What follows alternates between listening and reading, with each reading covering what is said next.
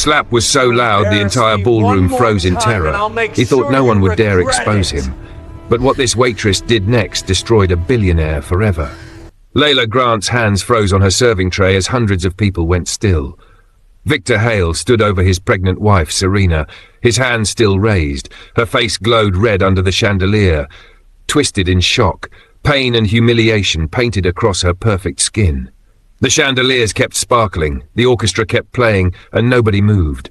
Nobody said a word. Nobody except Leila pulled out her phone. Her fingers trembled so hard she almost dropped it. She shouldn't record this. She should look away. That's what everyone else was doing. But something in her refused. She was 25, a waitress in the hotel's formal black vest and white shirt, invisible among Atlanta's rich and powerful. But from where she stood, she saw it all. Serena stumbled backward, one hand cradling her 8-month pregnant belly, the other touching her reddening cheek. Her emerald gown shimmered under the lights as she tried to steady herself, but it was her eyes that stopped Leila's heart. Not surprise, not shock, just resignation. This beautiful woman who smiled from magazine covers wasn't surprised her husband had just struck her in front of Atlanta's elite. She'd learned to expect it. "You embarrass me one more time," Victor hissed, loud enough for the frozen crowd to hear, "and I'll make sure you regret it." Leila's phone was recording now, capturing everything, evidence that could change everything or destroy her completely. Probably both. A woman in diamonds whispered to her husband. Someone coughed. Security guards in the corners shifted their weight but didn't move forward. The mayor was somewhere in this ballroom pretending to check his phone. 3 senators, a dozen CEOs, all of them watching, all of them silent. Victor Hale wasn't just any guest. At 42, the tech billionaire had built a company valued at $18 billion. His TED Talks about innovation had millions of views. His face smiled from magazine covers. His donations funded half the charities in Georgia. Politicians took his calls. Journalists published whatever his PR team fed them. And he just struck his pregnant wife in front of witnesses who mattered more than anything in this city. Victor grabbed Serena's arm, yanking her toward a side exit. "Show's over, folks," he announced with a smile that belonged in a toothpaste commercial. "My wife isn't feeling well. Pregnancy hormones, you know how it is." Nervous laughter rippled through the crowd. People nodded, grateful for permission to look away. Conversations resumed. The orchestra switched songs. And just like that, the violence disappeared, neatly folded away like it had never happened. But not for Leila. She'd captured it all. Victor Hale, the billionaire everyone worshipped, hurting his pregnant wife in public and everyone just letting it slide. Her manager appeared beside her like a shadow. Mrs. Rourke's tone was cold, sharp. Her manicured nails dug into Leila's arm. "Kitchen. Now. Did you see what he—" "I didn't see anything," the woman snapped. "Neither did you. Move." They walked through the service door, past guests already laughing again, as if abuse was just another cocktail story. In the harsh, fluorescent lights of the service corridor, Mrs. Rourke dropped her polite mask. "Give me your phone." Leila clutched it tighter. "Why?" "I'm not asking, Leila. Hand it over." When Leila hesitated, Mrs. Rourke stepped closer, her breath sharp with coffee and mint. "You think you're the hero here? You think anyone cares what some waitress saw? Victor Hale's lawyers will destroy you. You'll wish you'd kept your mouth shut and done your job. Now give me that phone." Leila's throat tightened. She thought about her mother's medical bills, her unpaid loans, the life she'd barely managed to keep from falling apart. Then she thought about Serena's eyes, that terrible resignation. She thought about every time she'd been invisible, every time she'd swallowed her voice because speaking up seemed too dangerous. Not tonight. "No," Leila said quietly. Mrs. Rourke blinked. "Excuse me?" "I said no. I saw what happened. Everyone saw what happened, and I'm not going to pretend I didn't." "Then you're fired. Security will escort you out, and if you ever try to work at any hotel establishment in this city again, I'll make sure every manager knows you're a liability who can't be trusted." The words should have terrified her. Instead, Leila felt relief wash over her. She pulled off her apron and thrust it at Mrs. Rourke. "I quit." She walked out through the service entrance into the humid Atlanta night, heart pounding. The phone clutched in her sweating palm. The video was still there, shaky but real. The late-night bus rattled through empty streets. Leila watched the city lights blur past scratched windows, replaying the video until her head ached. Had she really just thrown away her job? Her mother would be furious. Her friends would call her crazy. But every time doubt crept in, she saw Serena's face. That resignation. That silent plea for help. How many times had Serena hidden bruises under designer clothes? The apartment Leila shared with her mother was a studio in a building. She locked the door and sat on the couch. She replayed the video again. The quality was poor, shaky, but she could still make out Victor's voice, still hear the impact, still hear Serena's gasp, the silence of hundreds of witnesses. It was enough. It had to be enough. The video was proof, but also danger. She was backing up the video, uploading to cloud storage and transferring to her laptop, when her phone rang. Unknown number. She answered without thinking. Leila Grant? The man's voice was smooth, professional. This is Marcus Chen with Hale Industries Legal Department. I understand you were working the event tonight. Her blood turned to ice. How did you get this number? That's not important right now, Miss Grant. What's important is resolving this situation quickly and quietly. Mr. Hale is very concerned about a potential misunderstanding this evening. His wife experienced a dizzy spell related to her pregnancy, and in his rush to help her, things may have appeared dramatic. We'd like to compensate you for any distress you experienced. $50,000 for your discretion and a signed NDA? $50,000. The number echoed in Leila's head like a siren. That would cover her mother's surgery, years of medication, pay off her student loans, give her breathing room for the first time in her adult life. The relief of not waking up every morning with anxiety crushing her chest. She could go to culinary school. She could stop living one emergency away from eviction. Miss Grant, are you still there? She stared at her reflection in the darkened window. When had she become someone who could be bought? But $50,000. We need an answer tonight. This is an extremely generous offer, Miss Grant. More than generous, considering you have no proof of anything inappropriate. A blurry video taken without permission at a private event? Frankly, we could sue you. She swallowed hard. How much will you pay the next woman he hits? Leila heard herself ask, or the woman after that? There was a pause. Then the warmth evaporated from Marcus Chen's voice like steam off ice. Miss Grant, I'm going to give you some advice. Mr. Hale has considerable resources and a reputation. People who make accusations against him, false accusations, tend to find their lives becoming very, very difficult. I'm sure you understand what I'm saying. You're threatening me, she said. I'm making you aware of potential consequences, Marcus replied. Mr. Hale has powerful friends in this city. You're a waitress who just lost her job. Take the offer. It's the best you'll get. I understand that you just confirmed everything I suspected about how he's gotten away with this for so long, Leila responded. You're making a serious mistake, Marcus warned. Then I guess I'll live with it, she said and hung up. Her hands were shaking so badly she nearly dropped the phone. What had she just done? She'd thrown away $50,000, money that could have saved her mother, changed their lives, given them both the security they'd never had. Then, and for what? For a woman she didn't know, for a principle that might destroy her. Marcus Chen's words echoed in her head. Victor Hale had an army of lawyers and unlimited money. But she? She had nothing, just a few $100s in her checking account. Marcus Chen's call wasn't just about silence. It was a test, to see if she'd do what everyone else had done that night. Look away, stay quiet, pretend it wasn't her problem. She pulled up the video again, watched Serena's face, watched her stumble, watched her protect her belly, watched hundreds of people look away. Leila had been invisible her whole life, poor working class, the kind of person wealthy people looked through like glass. But this video made her visible, made her matter, made her dangerous to someone powerful. Victor Hale had everything in his pocket. Leila had truth and a phone. It wasn't a fair fight, but it was the only one that mattered. If you're still watching, you already know why Leila didn't stop. People like Victor Hale win when we stay silent, because we decide our comfort matters more than someone else's pain. Hit subscribe right now if you refuse to let abusers win, because staying silent protects abusers. Only cowards side with bullies, and I know you're not a coward. Like this video, because standing up for what's right starts with paying attention. And if this story moved you, share it. One share could reach someone who needs to see they're not alone. But Leila couldn't fight a billionaire alone. She needed help from someone who understood how to take on power with truth. Sleep didn't come that night. By dawn, she'd made a decision. She knew exactly one person who might be willing to help her. Someone she trusted, Caleb, who'd once told her, truth only matters when someone's brave enough to share it.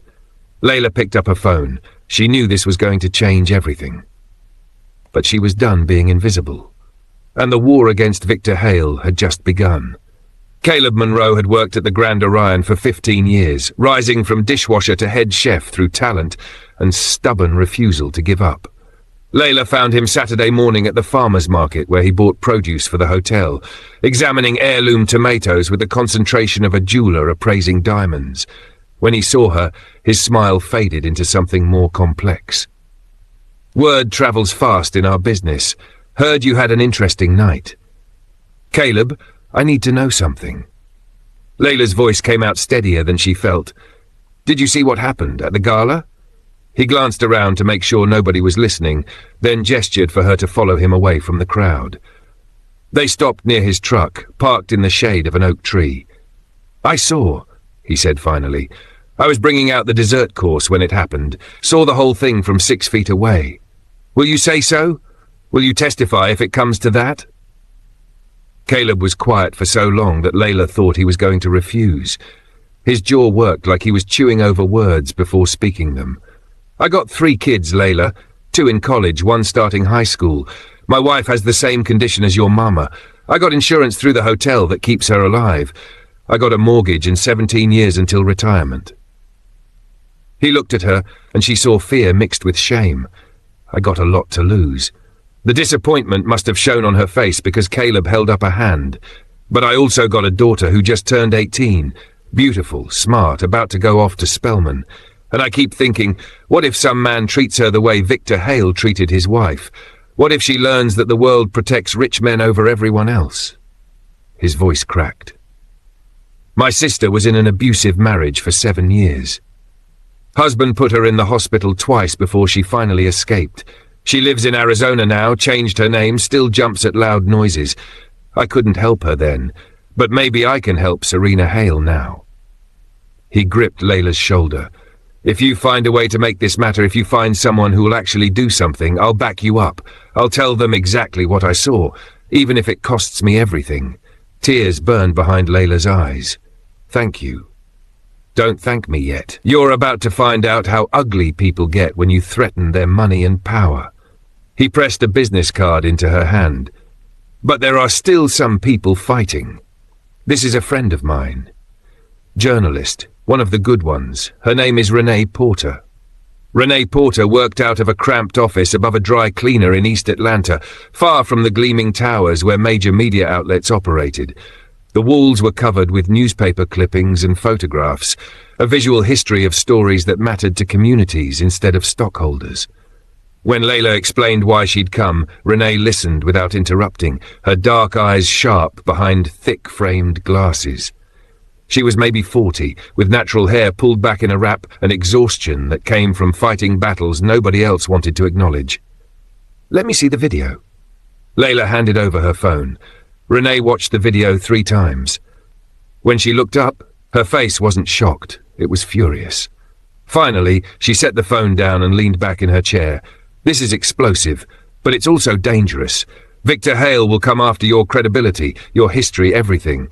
They'll make your life miserable until giving up seems like the only option. I know. Why are you doing this? Renee's question wasn't judgmental, just curious. I need to know what's really driving you, because when it gets hard, and it will, that's the only thing that will keep you standing.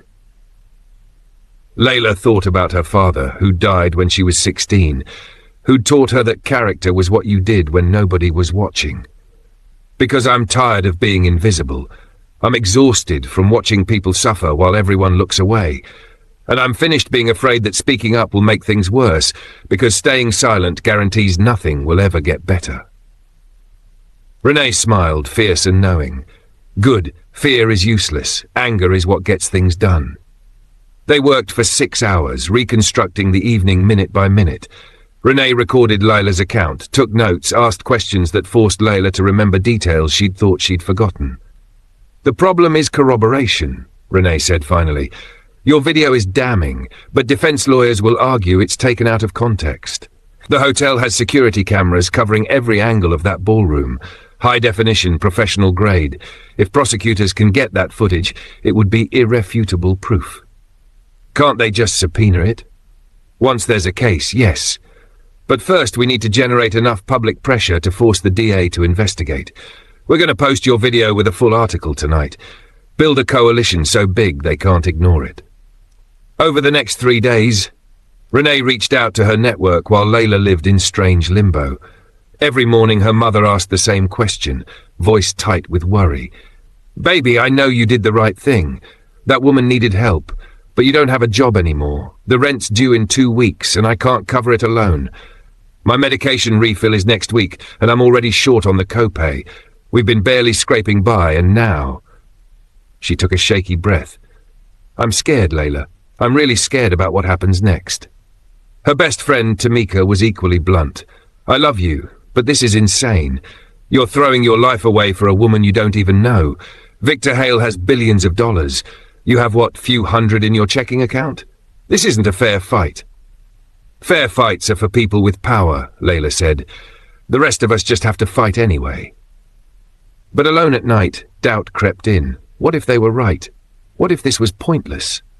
On the 4th day, Renee called. "We're ready. Everything's in place. We post tonight at 8. Leila's stomach dropped. "Tonight? Already?" "The longer we wait, the more time Hale has to prepare counterattacks," Renee said. "We need to move while the story still has momentum." Renee paused. "Are you ready?" "No," Leila thought. But she said, "Yes." The article went live at exactly 8 p.m. on Thursday. Within an hour, it had been shared 3,000 times. Within 2 hours, local news stations were picking it up. By midnight, justice for Serena was trending nationally. Then, at 2 a.m., Victor Hale's PR machine struck back. His statement appeared on every platform simultaneously. The video circulating online is taken out of context by a disgruntled former employee seeking financial gain. What it captures is my attempt to prevent my wife from falling after a dizzy spell related to pregnancy. I am deeply concerned by this rush to judgment. I trust the truth will prevail. The internet erupted, comment sections filled with hate. People called Leila a liar, a gold digger. The backlash was immediate and vicious. Bots flooded social media defending Victor. Fake accounts impersonating Leila appeared overnight, posting violent rants she'd never written. Meanwhile, Hale's lawyers dug through her real social media, twisting every old post into evidence of bias. Over the next 2 weeks, the pressure built steadily. Job applications that had seemed promising went cold. Interviews were suddenly cancelled. Managers who'd been enthusiastic stopped returning her calls. The message was clear. Hiring Leila Grant meant crossing Victor Hale. Her phone rang constantly with unknown numbers. Some reporters, some supporters, but many were just people screaming at her, calling her a liar, a gold digger, worse. She stopped answering calls from numbers she didn't recognize.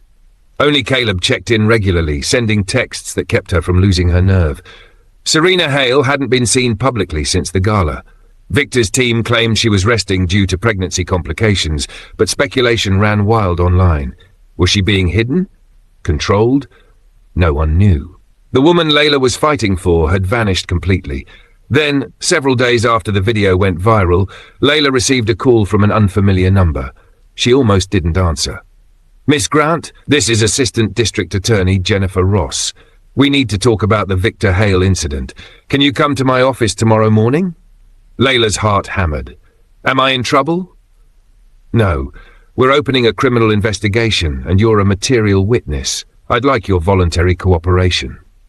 The next morning, Leila sat across from Jennifer Ross and Detective Martinez in a fluorescent-lit conference room at the DA's office. Jennifer was sharp-eyed and no-nonsense, a woman in her late 40s who'd built her career prosecuting cases other DAs wouldn't touch. "We need your original video file, a detailed statement, and eventually your testimony in court. I'm not going to lie to you, Miss Grant. Victor Hale has unlimited resources and the best defense team money can buy. This will get ugly. I understand. Do you? Jennifer leaned forward. Once we file formal charges, and we will file charges, his team will come after you with everything they have. They'll dig up every mistake you've ever made. It's going to get worse before it gets better. Much worse. Leila thought about Serena's eyes. That resignation. I'm ready. Over the next 2 weeks, Leila gave her statement 3 times, each session recorded and notarized. She handed over the original video file, walked prosecutors through every detail of that night. Jennifer's team was building a case methodically, carefully, knowing they'd only get one shot at this. During their 4th meeting, Jennifer brought news that made Leila's chest tighten with hope. We're requesting the hotel's security footage. That ballroom has cameras covering every angle. Professional grade, high definition, multiple viewpoints. If we get that footage, it's case closed. Victor Hale would be finished. For the first time in weeks, Leila felt like they might actually win. 3 days later, Jennifer called. Her voice was tight with barely controlled fury. The hotel claims the footage was routinely deleted per company policy, erased within 48 hours of the event. Leila felt hope drain out of her like air from a punctured lung. That's impossible, they told us. I know, it's convenient, suspiciously convenient. Jennifer's anger crackled through the phone. Victor Hale sits on the hotel corporation's board of directors. We're filing motions to investigate destruction of evidence, to compel the hotel to search backup systems. But Leila... She paused. Without that footage, this case just got exponentially harder. Your phone video is powerful, Jennifer said. But his lawyers will tear it apart. They'll say it's dark, shaky, unclear. They'll argue it shows nothing conclusive. So we just give up? No. We fight with what we have. Your video, witness testimony if we can convince them to come forward. Forensic analysis of your video. We'll build the strongest case possible. But without that hotel surveillance, Leila, I need you to understand what we're up against. Convicting a billionaire for assault, even with video evidence, is an uphill battle. Billionaires don't go down easy. His lawyers will attack every piece of evidence, discredit every witness. This is going to be brutal. Leila stared at her phone after Jennifer hung up. The one piece of evidence that could have made this case airtight was gone, destroyed. Probably on Victor Hale's orders within hours of the incident. She'd thrown away her job, her reputation, her future, for a case that might not be enough. But giving up now would mean Serena had risked everything for nothing. Would mean Victor learned he could destroy evidence and face no consequences. Would mean every other woman in his life, past and future, would suffer in silence. Leila couldn't let that happen. Even if the odds were impossible, even if she was about to lose everything, she had to see this through. The real war was just beginning. 2 months passed. Jennifer's team built their case, interviewed witnesses, analyzed evidence, prepared for battle. Then the charges went public. Assault, witness intimidation, obstruction of justice. Victor Hale was officially accused, and that's when he went to war. Leila's bank account froze overnight. The bank claimed fraud investigation, but she knew better. Victor's lawyers had filed false reports. 3 days later, an eviction notice appeared on their door. Noise complaints that never happened. Damage that existed before they moved in. 30 days to get out. Her mother read the notice. Her hands shook. Where do we go? Leila had no answer. Leila hadn't worked in 2 months. Every job application rejected. Every door closed. Then they came for her mother's job. Anonymous calls to her workplace. Questions about reliability. Hints about criminal investigations. Her boss pulled her aside. I can't have this attention. I'm letting you go. 1 week. That's all it took. Bank account gone, her mother's job gone, their apartment gone, everything they'd built since her father died, crumbling. Caleb found out. He called immediately. Pack your things. You're staying with us. We can't. You're not asking, I'm telling you. Pack, now. They moved into Caleb's guest room with 2 suitcases and a photo of Leila's father. It felt like surrender. But survival doesn't care about pride. Pre-trial hearings began. Victor's lawyers filed motion after motion, suppressed the video, dismissed the charges, delay the trial indefinitely. They argued Leila filmed illegally, that the case was politically motivated, that their client was being persecuted. The judge denied most motions, but damage was done. Doubt planted, seeds growing. Then Victor's team went after Serena, filed an emergency motion claiming she was mentally unfit, Pregnancy psychosis, they said, being manipulated by vengeful lawyers. She had to undergo psychiatric evaluation, had to answer invasive questions about her mental state, her marriage, her fears. They leaked selective quotes to media, made her sound unstable. Headlines shifted, defense claims mental illness, and Hale's wife undergoes evaluation. The judge ruled her competent, but public opinion wavered. Maybe she was crazy. Maybe Victor was innocent. Maybe this whole thing was a witch hunt. Witnesses started disappearing. Hotel staff who'd promised to testify suddenly couldn't remember what they'd seen. Got quiet. Got scared. Victor Hale had long reach and deep pockets. Most people chose survival over truth. 4 weeks before trial, Leila broke routine, went to a coffee shop she'd never visited, needed to feel safe somewhere new, ordered coffee, sat in the corner, tried to breathe. Then Victor Hale walked in. Not a coincidence. The shop was nowhere near his office. He'd found her deliberately. He ordered coffee, turned, smiled like he'd just noticed her, walked over, sat down without asking. "Miss Grant, what a pleasant surprise." Her heart hammered. "Mr. Hale, I wanted to tell you something." He stirred sugar into his coffee slowly, deliberately. "I admire your dedication. Not many people sacrifice so much for principles. Your mother must be proud." He let that hang, then continued. "How is she, by the way? Still dealing with lupus? Such an unpredictable disease. I hope she's managing without her job. Medical debt can be devastating, can't it?" The threat was clear. He knew everything. Her mother's condition, the job loss, how vulnerable they were. "My mother is fine." Victor didn't sit back down. He simply leaned forward, voice low and casual, as if discussing the weather. "Good. And Caleb's family? His wife has lupus too. What a coincidence," Victor said, his smile widening slowly. "And his daughter at Spelman. Expensive school. I hope nothing disrupts her education. Would hate to see financial aid problems, or health insurance issues, or surprise health inspections at his catering business," he added. "You're threatening them," Leila said, her voice thin. "Threatening?" Victor repeated, sounding genuinely confused, like a man being unfairly accused. His performance was flawless. "I'm expressing concern. People get hurt when accusations fly around. Jobs lost, reputations destroyed, families suffer. And for what? A misunderstanding that'll be cleared up in court."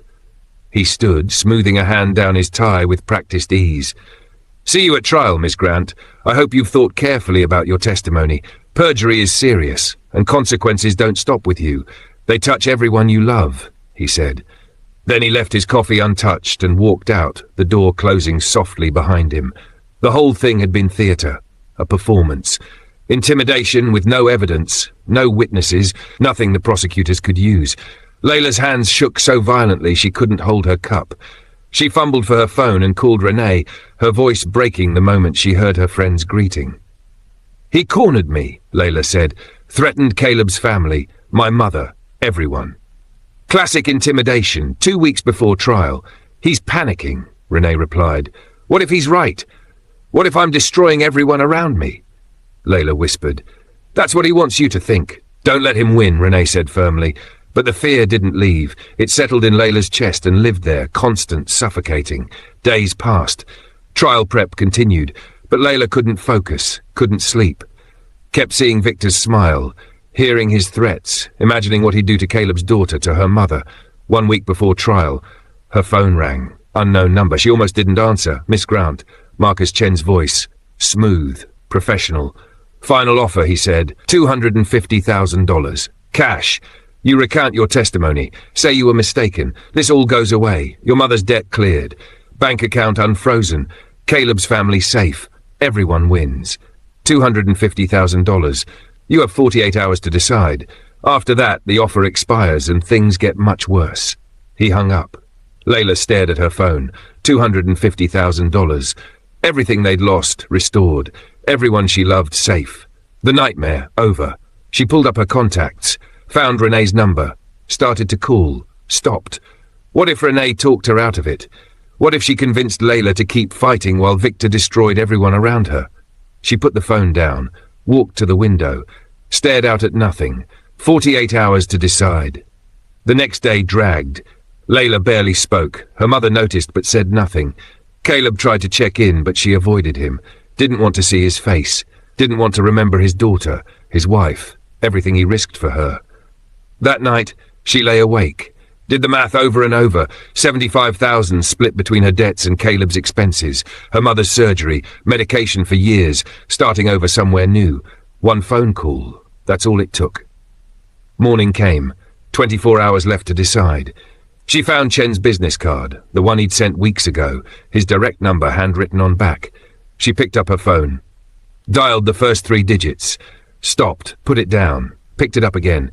Caleb knocked on the guest room door. "Leila, breakfast is ready." She didn't answer. "You okay in there?" "I'm fine." Silence. Then his voice, quieter. "You know you can talk to me, right? Whatever you're dealing with." "I know, I just need time." More silence. Then footsteps walking away. She looked at Chen's card again, at her phone, at the choice in front of her. 12 hours left, evening came. Leila couldn't eat, couldn't think. Just sat with Chen's number and her phone and the weight of what she was about to do. Her mother came in, sat beside her, didn't speak for a long moment. "I know what you're thinking," her mother finally said. "You don't. I'm your mother. I know." She took Leila's hand. "And I won't tell you what to decide. This is your choice, your life, your conscience." She squeezed. "But I'll tell you this. Your father used to say the hardest thing in life is doing right when it costs you everything. That's when character matters. When it's easy, everyone's a hero. When it's hard, that's when you find out who you really are." She kissed Leila's forehead, left her alone. 6 hours left. Leila held her phone, Chen's number displayed, thumb hovering over call. One tap. That's all it took. One tap and everyone was safe. One tap and the nightmare ended. She closed her eyes, saw Serena's face. That resignation, that acceptance that nobody would save her. She saw the ballroom, hundreds of people watching, silence, complicity, everyone choosing comfort over courage. She thought about her father, about character, about who she was when it cost everything. 3 hours left. The trial started tomorrow. If she was going to call, it had to be now. She picked up the phone, dialed Chen's number, all of it this time. Held the phone to her ear. It rang once, twice. Someone answered. "Miss Grant, I'm glad you..." She hung up, deleted his number, threw the phone across the room. She wasn't making that call. Not tonight, not ever. The trial began Monday morning. Courthouse steps packed with protesters, media everywhere, helicopters overhead, the nation watching. Inside, the courtroom was packed, every seat filled, standing room only. Security at every door. The jury filed in, 7 women, 5 men, faces showing the weight of what they'd decide. Victor Hale entered with his legal team, 5 attorneys in expensive suits. He wore navy blue, looked calm, confident, like a man certain of victory. Leila sat in the gallery, heart pounding. She scanned the crowd, searching for Serena, hoping to see her somewhere, anywhere. Nothing, no sign of her. The woman she'd risked everything for was still missing, still hidden by Victor's control or her own fear. Whether she'd ever find the courage to testify was anyone's guess. Leila was going into this battle alone. Opening statements began. Jennifer Ross stood, addressed the jury. "Ladies and gentlemen, the evidence will show that Victor Hale assaulted his pregnant wife in front of hundreds of witnesses. We have video footage, eyewitness testimony. This isn't complicated. A powerful man hit his wife, and he thinks his money makes him untouchable." Patricia Moss rose for the defense, smiled at the jury. "What you just heard is a narrative, a story. But let's talk about facts. Mrs. Hale experienced a dizzy spell. My client reached out to steady her. A disgruntled employee with financial problems misinterpreted what she saw. You'll see grainy video, witnesses with clouded memories, and you'll realize my client is being destroyed by mob justice." The jury's faces stayed neutral. Could go either way. Jennifer called her first witness, hotel manager who'd been working that night, testified he saw some kind of altercation. But Patricia destroyed him, got him to admit he was 50 feet away. Lighting was dim, couldn't swear what he saw. Next witness crumbled too. Guest who'd been nearby admitted she'd had wine. View was blocked. Later told friends she wasn't sure what happened. By day 2, the prosecution's case was bleeding. Most hotel staff refused to testify, been intimidated, bought off. The few who showed up were weak. Easy targets for Patricia. Day 3 arrived. Jennifer stood. The prosecution calls Leila Grant. Every eye turned. Leila rose on shaking legs, walked to the witness stand, placed her hand on the Bible. "Do you swear to tell the truth, the whole truth, and nothing but the truth?" the clerk asked. She glanced at Victor. He was smiling, already certain she'd break. "I do," Leila said. Jennifer approached gently. "Miss Grant, can you tell the jury what you witnessed?" Jennifer asked. Leila took a breath. "I was serving champagne. I heard a sound like a gunshot. Everyone stopped. I turned and saw Victor Hale standing over his wife. His hand was raised. Her face was red. She was stumbling backward, protecting her stomach. He'd hit her," Leila said. Jennifer nodded. "How far away were you?" she asked. "Maybe 15 feet. Clear line of sight," Leila replied. "What did Mr. Hale do next?" Jennifer continued. "He grabbed her arm, pulled her toward an exit, made a joke about pregnancy hormones. People laughed, then everyone went back to their conversations like nothing happened," Leila said. "What did you do?" Jennifer asked. "I pulled out my phone, started recording. I knew if I didn't capture it, no one would believe it. I needed proof." Jennifer nodded. No further questions. Patricia Moss rose slowly from her chair, her expression sharpening like a blade. It was time for the kill. "Miss Grant, you were terminated that evening, correct?" Patricia asked. "I quit after my manager tried to force me to delete evidence," Leila replied, her voice steady. "But you'd been written up for poor performance before that night," Patricia continued. "I was late twice when my mother was hospitalized," Leila explained. "So you have a history of confrontational behavior?" Patricia pressed. "I have a history of not letting people treat me like I'm invisible," Leila said, lifting her chin. Patricia showed documents to the jury. "How much were you earning as a waitress?"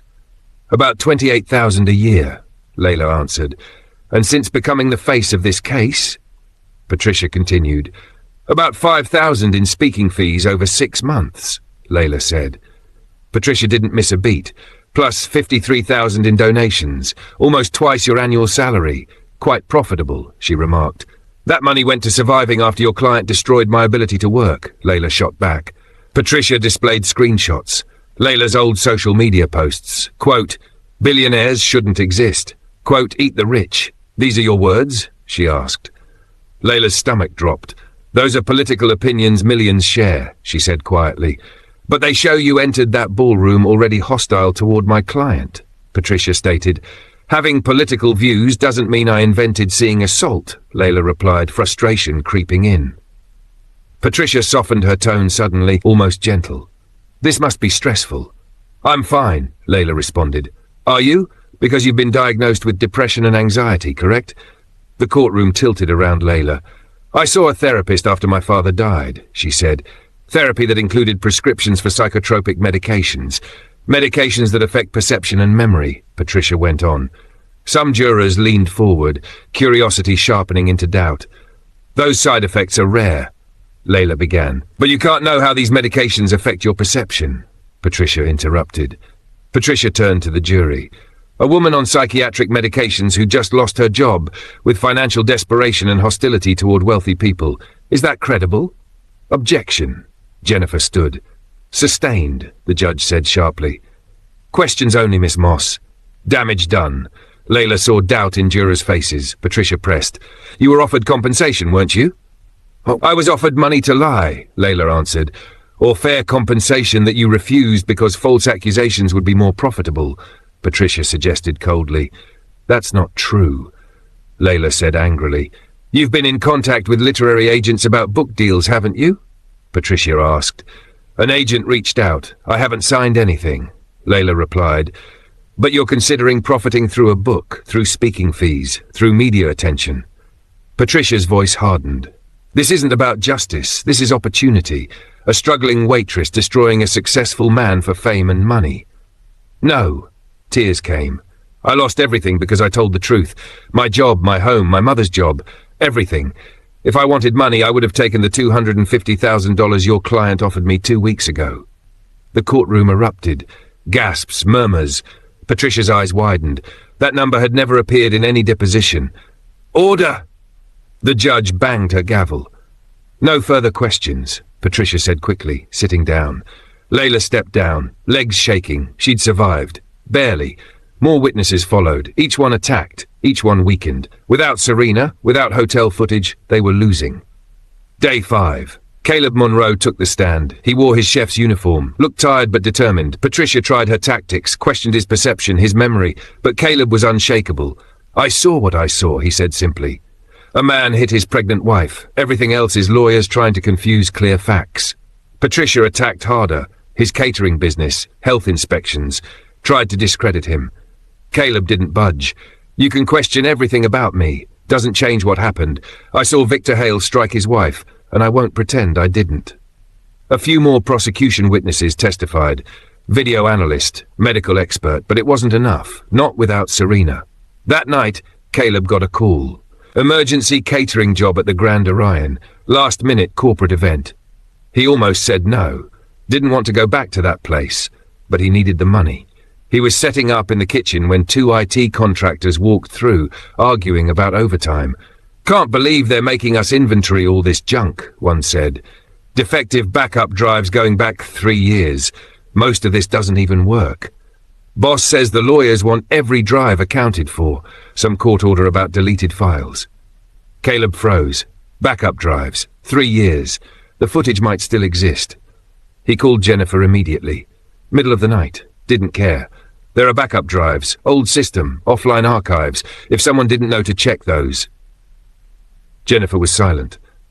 "Then I'm filing an emergency motion first thing tomorrow." The judge granted it, ordered the hotel to search all archive systems, 72 hours to produce any surviving footage. The hotel's lawyers protested. Would take weeks, cost thousands. The judge didn't care. 48 hours later they found it. Partial footage from a backup server offline during the deletion. Not all angles, not the full timeline, but substantial footage showing critical moments. The judge ordered it sealed. Both sides could examine it, verify authenticity. The judge declared a 4-day recess while experts authenticated the footage and both legal teams prepared their arguments. Jennifer called Leila during the recess. Voice shaking. "We got it. The footage shows everything. Multiple angles, clear as day. If the judge lets us present this, Hale is finished." 4 days later, trial resumed. Both sides presented arguments about the footage. Victor's lawyers fought hard, claimed chain of custody issues, questioned authentication, but the evidence was solid. The judge ruled footage was admissible. The prosecution rested after Caleb's testimony. Then the defense presented their case. 2 days of witnesses, business partners praising Victor's character, charity leaders calling him generous and kind, psychologists testifying about how pregnancy can cause paranoia and false memories in women. Victor himself took the stand, denied hitting Serena, said he'd tried to catch her when she fainted, called the accusations heartbreaking, said he loved his wife desperately. Patricia was brilliant, made Victor look sympathetic, misunderstood. A good man being destroyed by social media and opportunistic accusers. The defense rested. Their case was strong. Without the footage, they might actually win. But everyone knew what was coming next. The footage. The evidence that could change everything. Day 7 arrived. Closing arguments were scheduled. But first, the evidence that would decide everything. The courtroom was packed. Standing room only. Media filled every available space. The nation was watching.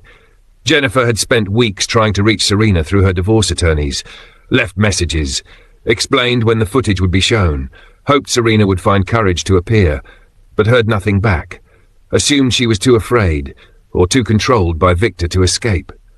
Jennifer stood, knowing they'd have to win without Serena. "Your Honor, before closing arguments, the prosecution would like to present the recovered hotel security footage."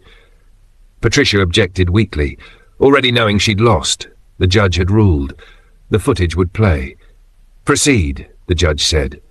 The lights began to dim, a screen lowered at the front of the courtroom. Technicians prepared the equipment, every eye in the room locked forward. This was it, the moment everyone had been waiting for, crystal clear footage from 6 angles. Evidence that would prove everything Leila had risked her life to expose. The screen flickered to life, ready to play. Then the courtroom doors burst open. Heads turned.